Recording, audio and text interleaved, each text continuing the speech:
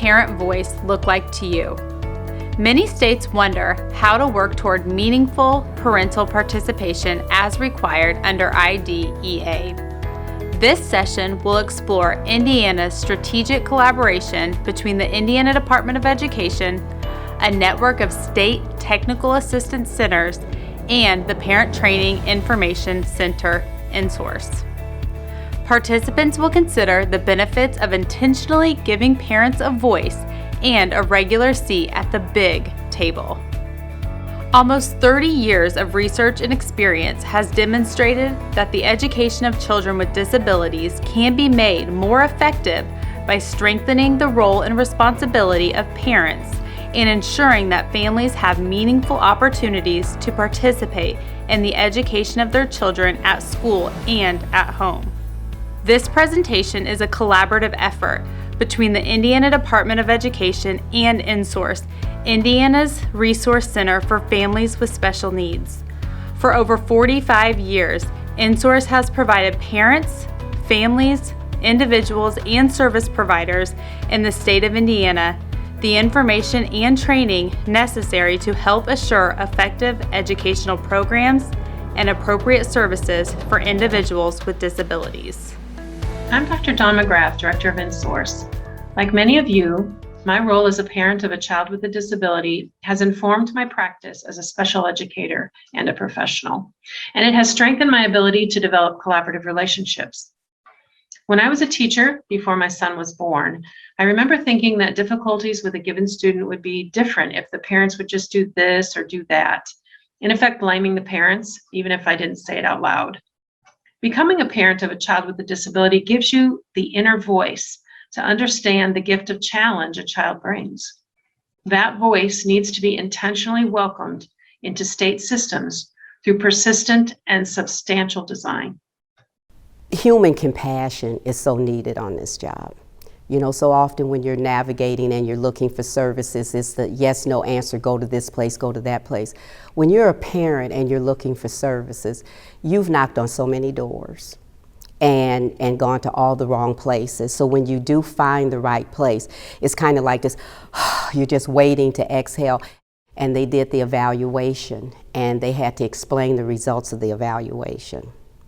I'll never forget that day. And basically they were telling me, your child is severe and profound, and this is the setting she's gonna have to be in. And I couldn't even breathe. And my then husband and I, we were sitting there, and I'll never forget, Chuck Moore said, but it's okay. You're not by yourself, you're not the only person, and we're gonna help you through this. And I'll never forget, just something that small made all the difference in the world, because you're dealing with all these technical terms and technicalities and this and that, but the human touch. And I think what's so important about an organization is that you're either a parent or family member of a child with a disability, so you can relate. So I think the compassion part, and that's what it was for me, for them to say, you know what, you're not alone, you're not by yourself, we've got you, and we're gonna be there for you, and they were. So. In 2009, I served as the Director of Exceptional Learners for the state of Indiana. As we identified technical assistance centers to serve the professionals and families across the state, we required each project to participate in a cooperative consortium we called the Indiana Resource Network. The Parent Training and Information Center, PTI, was one of those subcontracted grants. So by design, parent representatives were right there on the team to design and deliver support to school personnel across the state. In addition, we welcomed a representative from the PTI to have an office at the Department of Education right next to the educational specialists in the Division of Exceptional Learners. This presence has served as a two-way conduit that keeps communication flowing through the system. You've probably heard the version of the parable of the babies in the river, but let's hear it again to frame our thinking about designing systems to fulfill the promise of IDEA. Once upon a time, there was a small village on the edge of a river. One day, a villager noticed a baby floating down the river. The villager quickly swam out to save the baby from drowning. The next day, the same villager noticed two babies in the river. He called out to his brother, who helped rescue both from the swift waters. And the following day, 4 babies were seen caught in the turbulent current. The villager called for help and swam out to save the babies. He looked behind and saw his brother walking quickly upstream. "What are you doing, my brother?" he yelled out in despair. The brother replied, "I'm going upstream to see who's throwing them in." This story reminds us that we can get better results if we envision a plan that considers the entire system, from the state office to the family table. State leaders can work to create task force or action teams, but this work might only be accessed by the few. Local neighbors can help each other with their children with special circumstances, but these efforts might be disconnected to equitable information and resources.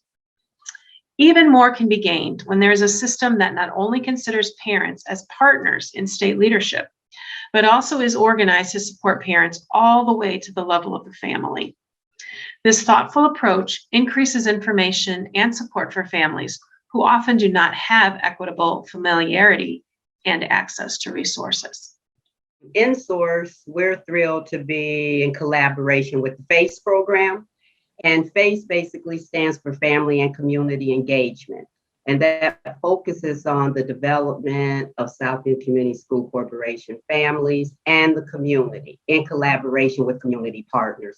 And basically what that's saying is FACE identifies with all the services within the corporation. And as a family comes in for different activities or whatever, and their needs are identified, then they can provide direction into where those families can go as far as services and learning how to communicate with families, especially on an individualized basis. So it's nice that we're now going to be housed in the same building that FACE is housed in, providing our services there. So what's so exciting about FACE, we've gone over there to do trainings, but across the hall, you'll hear all this noise and they're doing a Zumba class, parents and their kids.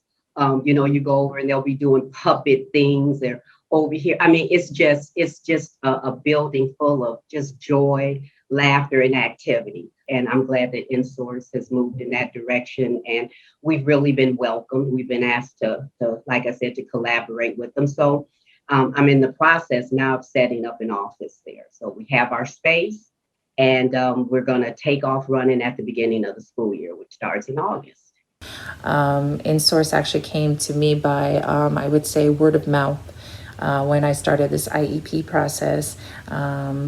Went into the school, knew I had to do an IEP, but I did not realize that, or didn't even know that an organization like InSource existed until I heard, I think it was through a support group where a parent, we were talking and just said, oh, there is an organization called InSource, maybe you should look it up.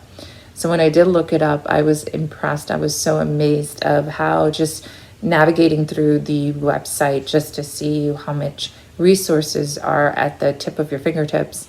And then those resources really helped me navigate through or even go and sit in an IEP meeting. Furthermore, when this COVID pandemic happened, just contacting a region specialist, which I cannot say enough about her, who helped me through how to get specific things in this pandemic and to make the education, just to make the school year bearable for my child. I'm so grateful that I was able to get that information from InSource. Sometimes I feel like that may not be enough for particular communities out there. And one of those communities I will say is, maybe what about those communities that are not social media savvy? They don't have internet access.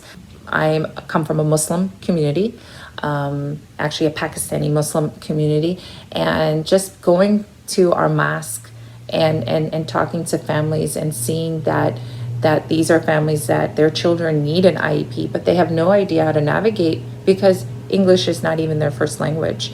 What about going into places like religious institutions like the mosque or the church or a temple, where you got families over there and their children go through the public school system? Why not go and do outreach programs for them and see and let them know that this is what InSource is about? For these families to know that there is an organization out there and to reach those families. As I said, there are families out there who have no idea what an IEP stands for. And even if they do have an IEP or a 504, they just take the bare minimum and they just take it as it is because they have no idea what the rights and the laws are for our children. Our children are protected. Hi, I'm Lisa Paddock, and I'm the Assistant Director for InSource. And for the past 12 years, I have had the honor of serving at the Indiana Department of Education as the parent liaison between the parent organization and the state. Parent participation has always been taken seriously in Indiana. Once the mechanism was established to have a parent to be part of the team in the state office, meaningful discussions with state staff occur naturally every day. I have been able to serve on state and federal committees and share the parent voice during the decision-making process. There will always be hard work needed to build relationships. But Indiana is ahead of the game in listening to parents' voices, reducing efforts needed for dispute processes, and encouraging equitable education for students receiving special education services. It is so valuable to be able to interact with Dr. Holsapple and her staff to make sure that they are aware of what is going on with families in Indiana. Hi, I am Dr. Nancy Holsapple. I serve as the Director of Special Education for the state of Indiana.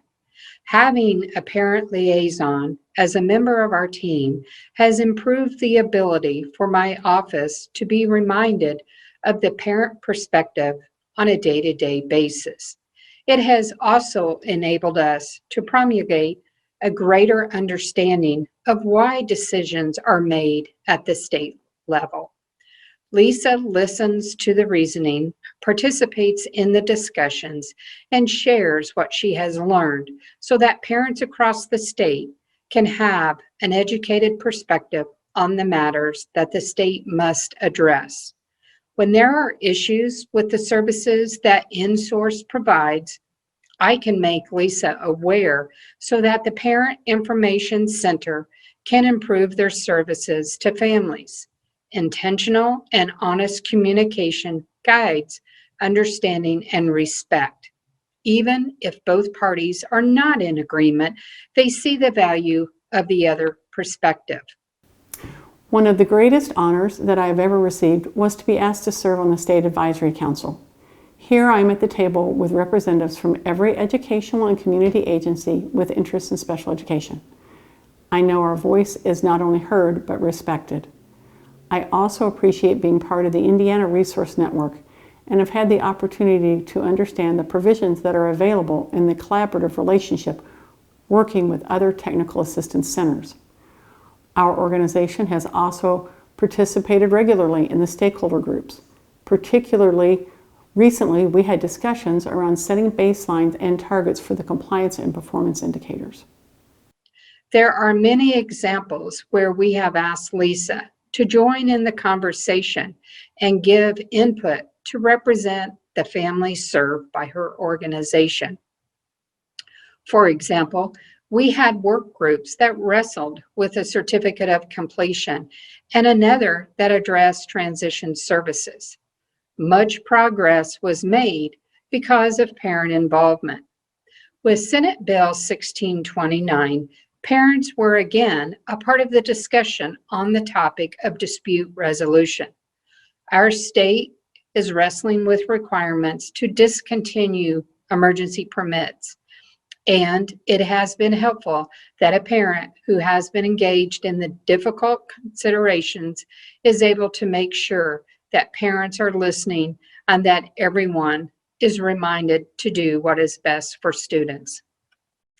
Additionally, another service that InSource offers is the service of preparing presentations and communications collaboratively with the state of Indiana and other community stakeholders.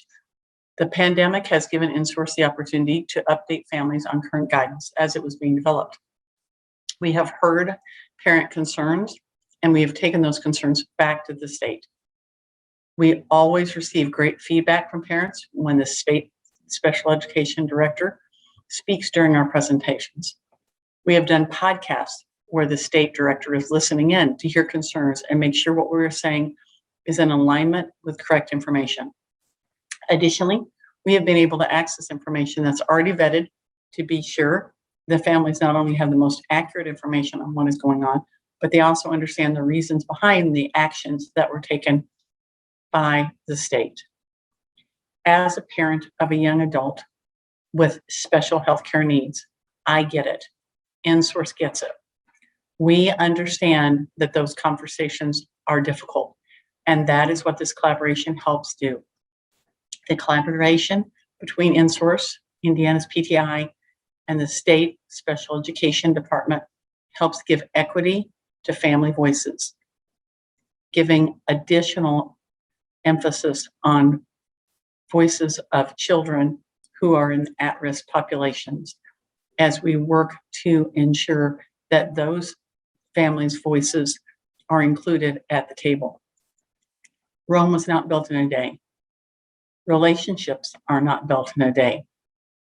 But collaboration means that we work together, listening carefully and valuing each other's ideas and each other's thoughts. We can do this together, and we can come to the table in order to plan for better equity and meaningful services for our children in every way that we can so that they are successful in their daily life.